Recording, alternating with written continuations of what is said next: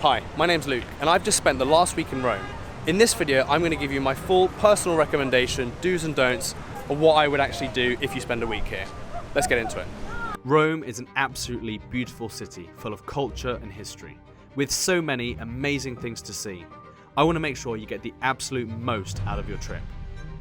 So join me as I uncover the city's hidden churches and learn about the devastating yet remarkable history behind this great city, and find out why it's truly one of the world's most sought after destinations. I am going to take you through my entire experience of Rome, and at the end I'm going to highlight exactly how I would do it if I was to do it all over again. My aim for this video is to capture the true essence of Italy to get you excited about your trip if you decide to visit.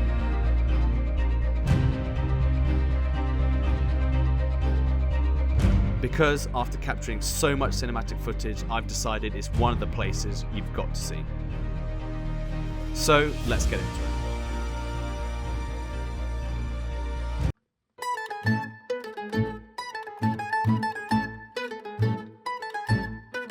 In the city of Rome, where you have the daunting choice of choosing where to stay, in my opinion, you have two choices. Do you want the freedom to drive and stay slightly outside of the city centre? Or do you want to be able to see everything on foot? In my opinion, you're much better off staying closer to the city centre of Rome, because quite frankly, parking is a nightmare, and unless you want to spend loads of time getting from place to place, stay as close to the centre as you can. To get into the swing of things and get right into that Italian feel, we decided to hit the streets and explore the city.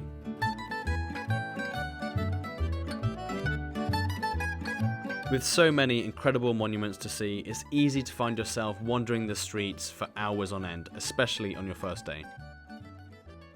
I think I'm burning up and dying. What about you, Sam? I'm not going to make it. And you'll find very quickly that there isn't a shortage of cafes, so pick yourself up a nice espresso. And there are also loads of places to pick up a lovely gelato. One big thing I'll mention right away is that I highly recommend exploring the city at night. Most of the city gets lit up and you'll find yourself just wandering into incredible scenes. During our first night walk, we found this incredible church and decided to peek inside. We were all instantly amazed with how incredibly beautiful the interior was. We decided to just sit down and take in everything that we were looking at. It really is incredible the amount of work and skill it takes to build something like this. When it comes to Roman food, you are of course spoilt for choice. We all recommended this pizza place by local and head there for dinner. Just be careful when you go out for food to double check the prices of things, because you can find yourself getting charged for absolutely random things at an extortionate price. Having slept off our pizza, the next morning we made our way to Rome's Grand Coliseum, but not before grabbing some breakfast from a local cafe.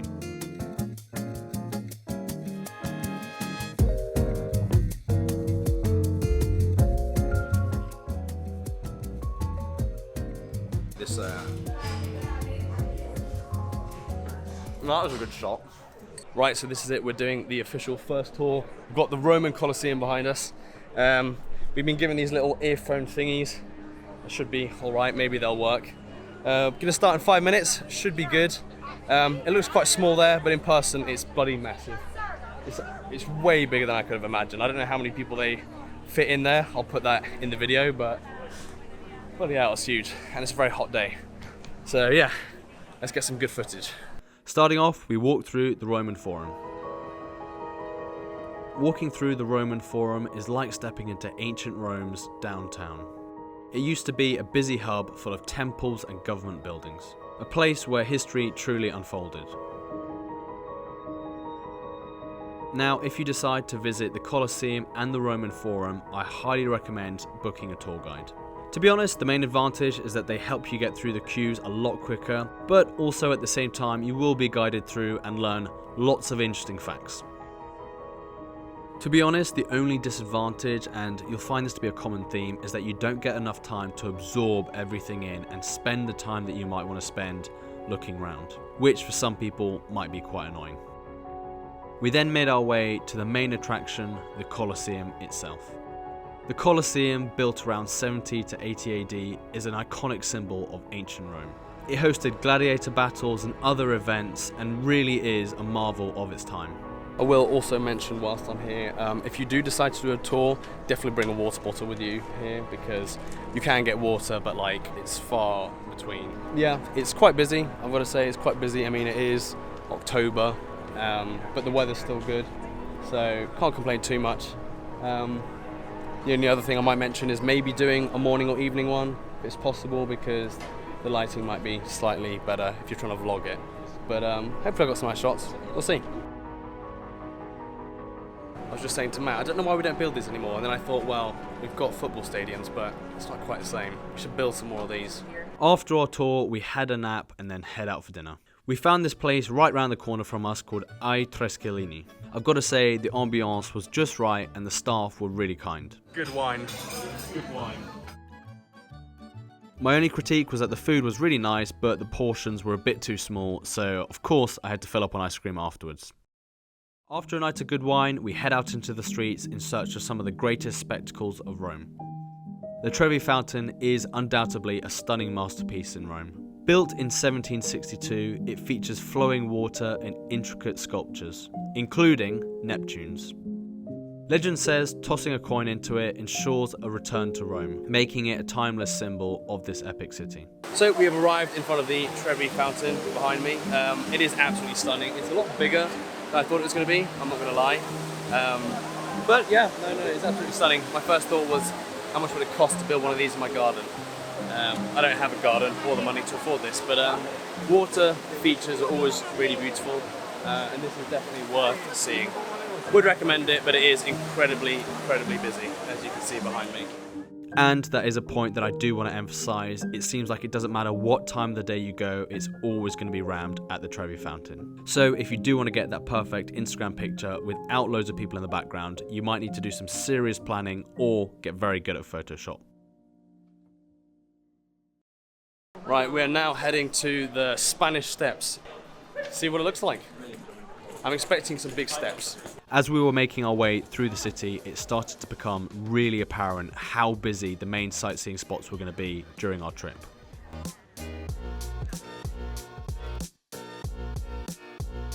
Right, we've decided to climb the Spanish Steps. We've left one man behind, unfortunately. I know they do say leave no man behind, but he wasn't having any of it. So let's do this. Once you get to the top of the steps, you get a really nice view of Italy. And equally as important, you get to enter the church Trinità Monti. One of my main motivations for visiting Rome was to explore as many of its 900 churches as possible. Because films and TV shows based in Rome always make them look so grand, and I kind of wanted to see if they lived up to the hype. And so far, I was not disappointed. For dinner, we stopped off at Trattoria Valentino before heading out into the night. I of course had some pasta and red wine, but this might be a controversial opinion, because all of the reviews online made it seem like the food would be really amazing. But to be honest, I didn't find it that flavourful. To be fair, it could have just been what I had, but I thought I'd mention it. Rome at night is nothing short of magical. Because the entire city is lit up, it takes on a different charm, and it's almost like stepping into a completely different world. You won't be short of finding musicians and street artists around every single corner with crowds cheering them on, absolutely mesmerised by their skills. If you're tired from your day trips, just have a siesta in the afternoon so that you're fresh for your night out.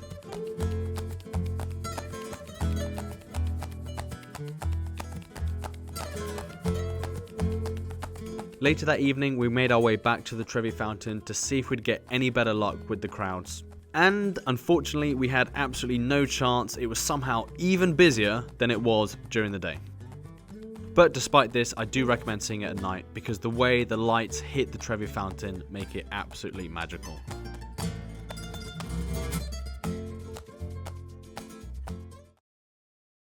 The next day, we made our way through town to visit one of my most anticipated sites, the Vatican, aka the Pope's house.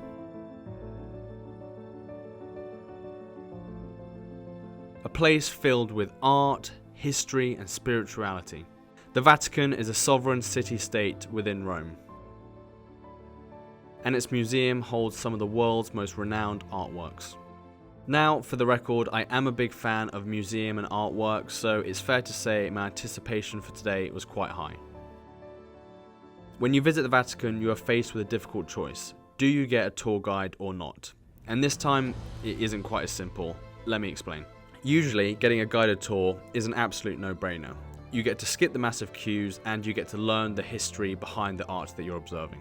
But this time, there's a catch. From my experience and many others, you're likely to get rushed through the Vatican at lightning speed. And if you're like me and you just want to spend the time looking at the art and taking your time, unfortunately this time, I'd probably recommend going by yourself.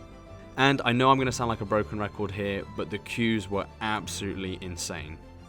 It was literally like being sardines walking through the Vatican. You couldn't move left, right, up, down, sideways, it doesn't matter. You were pushed through like a wave going straight through the museum.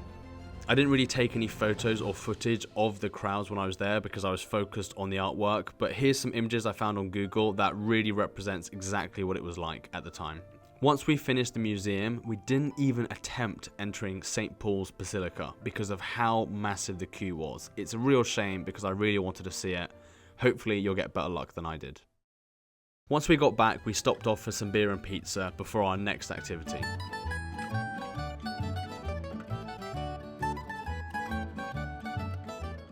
That evening, 3 of us booked to go to the opera, and I was really excited. I didn't really know what to expect, but I knew that I was going to get a proper Italian experience. Located in a beautiful church near to where we were staying, all of us had an absolutely amazing time. We all agreed it was probably one of our favourite activities in Rome.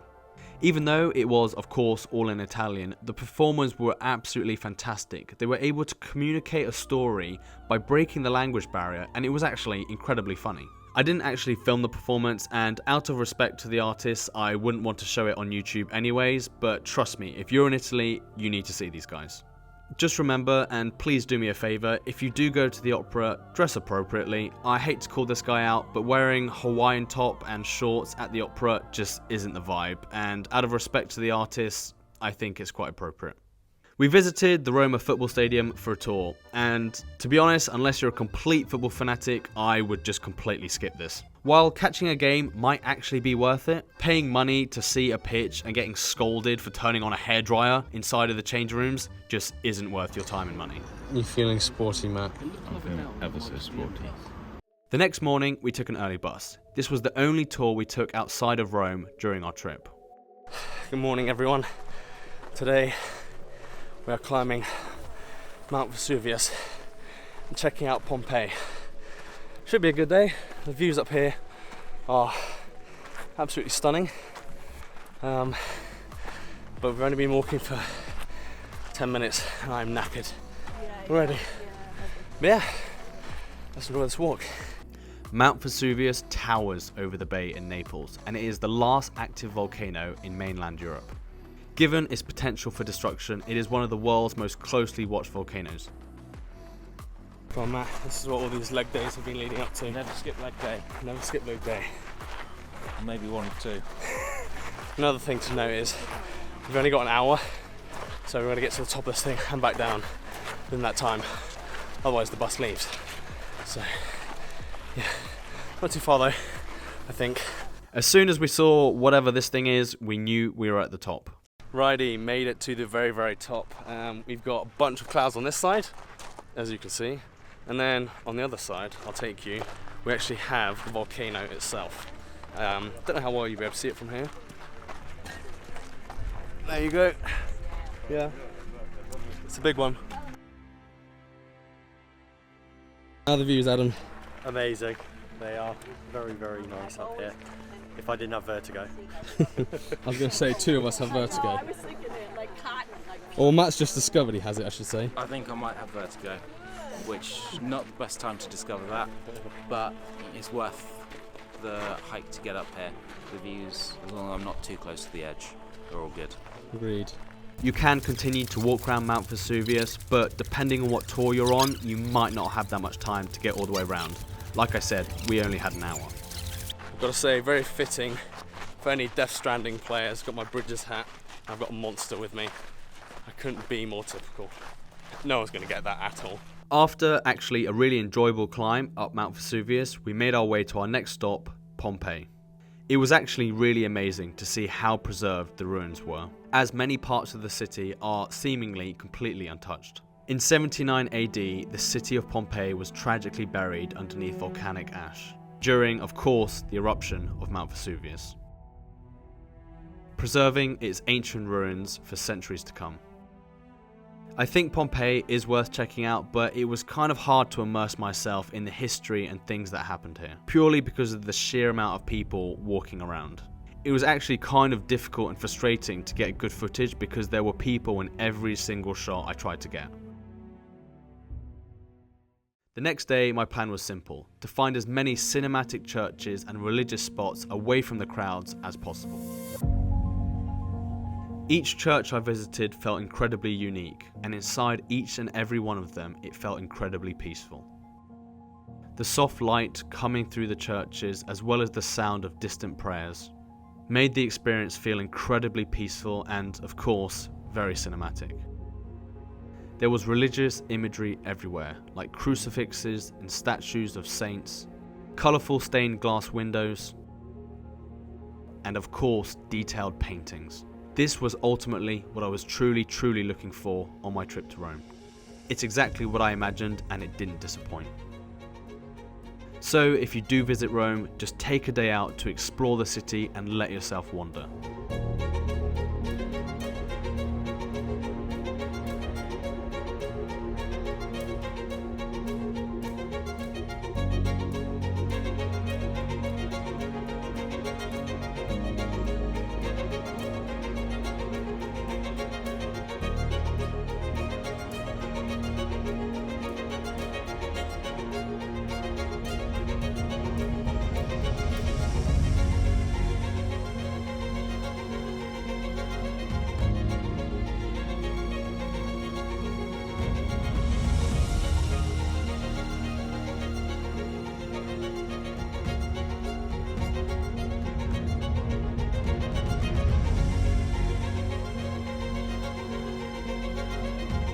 In the afternoon, I visited Altare della Patria, a grand monument honouring Italy's first king, Victor Emmanuel II.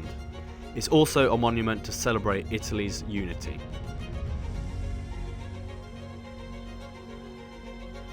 That time in the afternoon, I managed to get really lucky with the lighting and capture some incredible shots of the city. For some reason, a lot of people just walk past it and don't actually go into the museum, but if you're in Italy, come check it out because the views do not disappoint.